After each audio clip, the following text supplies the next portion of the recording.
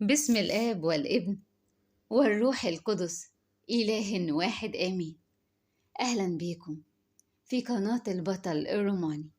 ها أنذا صانع أمرا جديدا الآن ينبت، ألا تعرفونه؟ أجعل في البرية طريقا، في الكفر نهرا. سفر أشعياء عدد 43 19. رسالة النهاردة ليك من مريمينا العجايبي، صانع الآيات والمعجزات، باسم ربه يسوع المسيح.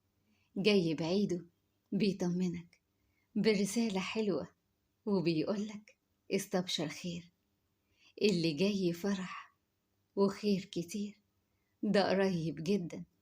ربك هيبعت ليك الفرحة، الفرحة اللي هتدوم معاك، الفرحة اللي هتنسيك كل الوجع اللي انت شفته في حياتك، الفرحة اللي هتعوضك عن كل سنين الحزن والأسى والدموع والبكا والوجع.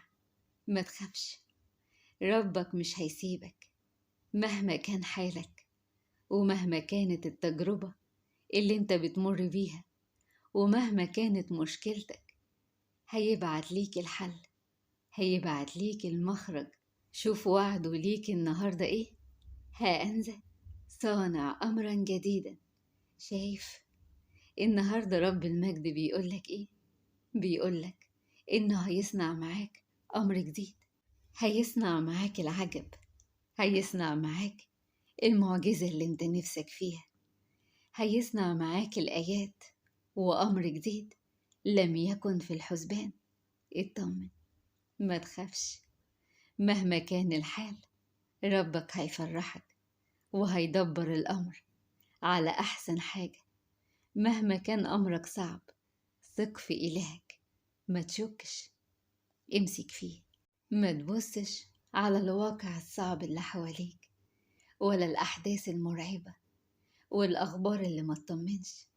خلي عينك على يسوع وبس، لأن اللي مع يسوع ولا يقع ولا حتى يتكعب. بس ثق فيه وكل حاجة هتتحل. ثق في إلهك وفي قدرته وقوته. خليك متأكد إنه هيصنع معاك أمر جديد في كل أمورك، مهما كانت أمورك دي، أمور شغل ولا مشاكل مادية ولا عوز وحاجة كبيرة، ولا مرض ومحتاج شفاء، ولا محتاج عطية لطفل حلو، ولا ارتباط. ما تخافش، كل ده ربك هيصنع معاك فيه أمر جديد، أمر جديد مفرح ومطمئن لقلبك، أمر جديد هيغير حالك وهيقلب كل الموازين 180 درجة. ما هو بيقول صانع أمرا جديدا الآن ينبت، ألا تعرفونه؟ يعني ربك بيدبر ويظبط كل الأمور في الوقت اللي انت فيه مشغول بالتفكير والتدوير، وهو عنده كل الحلول وكل المخارج.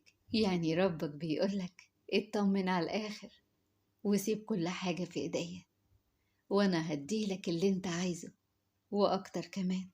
ما تخافش، يسوع هيحلها بطريقته زي ما حل ياما قبلها.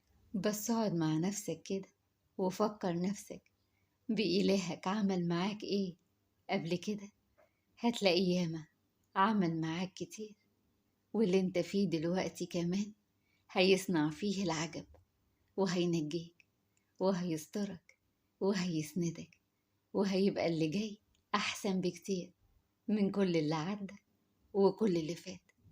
بس امسك فيه واوعى تسيبه وتبعد عنه وتروح لغيره. اوعى تسند على بشري، اوعى تسند على مال، اوعى تسند على نفوذ وإمكانيات. اسند على رب القدرة اللي ليه السلطان على كل الأمور، واللي متخصص دايما لقلب النهايات وجعلها بدايات، صاحب اللحظات الأخيرة المفرحة. اطمن ليه، صدقه، صدق كلامه ووعوده اللي ثابتة على طول معاك وأبدا ما بتتغير مهما عدى عليك العمر، ومهما حصل معاك، ومهما انت كنت. وعده ليك ثابت، وهيحققه ليك، وهيفرحك أكيد، وهيصنع معاك أمر جديد. استنى، شوف بقية الوعد ليك ايه. أجعل في البرية طريقا، في الكفر نهرا. عارف يعني هنا معنى كلام الآية ايه؟ إن إلهك بيأكد عليك مهما كانت الدنيا معندة ومتقفلة على الآخر، إن هيلاقي لك مخرج. مهما كانت سودة ومعتمة، هينورها بنوره، وهيطمنك ويملاك بالسلام والأمان. أجعل في البرية طريق، وفي الكفر نهر. اطمن على الآخر، وافرح وعيش مبسوط، لأن أبوك بيدبر كل أمورك، وهيفرحك قريب.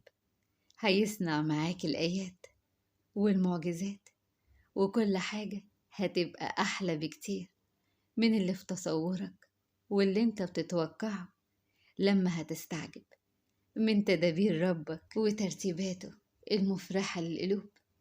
ربي وإلهي يسوع المسيح مخلصنا الصالح، ارحمنا يا إلهنا القدوس، لأنك أنت تعلم كل شيء وكل ما تخفيه القلوب.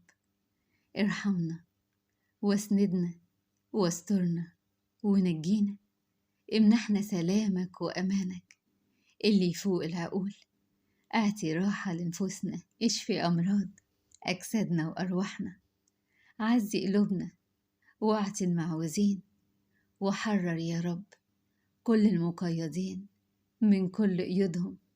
نقي عقولنا، نقي أفكارنا من كل شيء رديء، واجعلنا يا رب نصنع كل شيء يرضيك. آمين.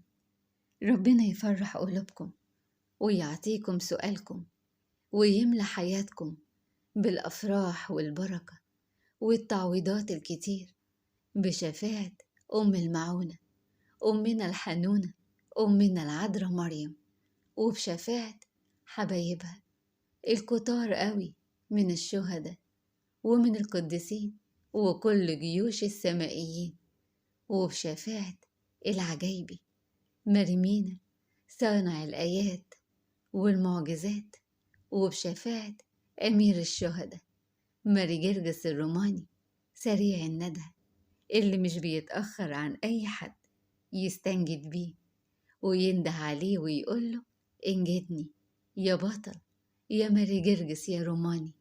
يجي ماري جرجس أوام وينجيه. قناة البطل الروماني.